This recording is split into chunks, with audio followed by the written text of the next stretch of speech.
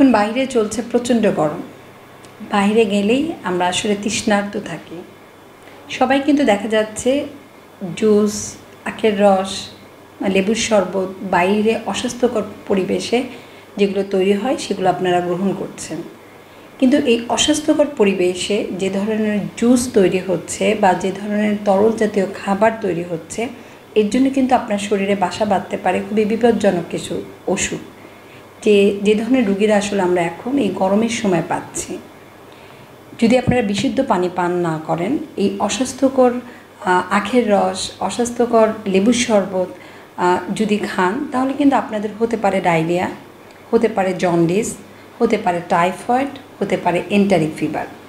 দেখা গেল গরমের জন্য আপনারা হয়তো বা হাইড্রেশন মেনটেন করার জন্য বা শরীর ভালো রাখার জন্য তরল বা তরল জাতীয় খাবার বেশি করে খাচ্ছেন, কিন্তু সেটা বিশুদ্ধ কিনা এই ব্যাপারটা অবশ্যই আপনারা এনশিওর করবেন। এই অস্বাস্থ্যকর এবং নিরাপদ পানি পান না করলে আপনাদের জন্য অনেক ধরনের পানিবাহিত রোগ কিন্তু হতে পারে। সুতরাং অবশ্যই আপনি যেই তরল জাতীয় খাবারটা খাচ্ছেন এটা বিশুদ্ধ কিনা এই ব্যাপারটায় সতর্ক হবেন।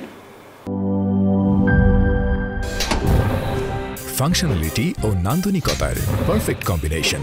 সায়েন্টিফিক নজল ও ব্রাস বার্নার ক্যাপ 50,000 বার অটো ইগনিশন, 25% পর্যন্ত গ্যাস সাশ্রয়ী। আরএফএল গ্যাস স্টোভ, নিরাপদ ও গ্যাস সাশ্রয়ী।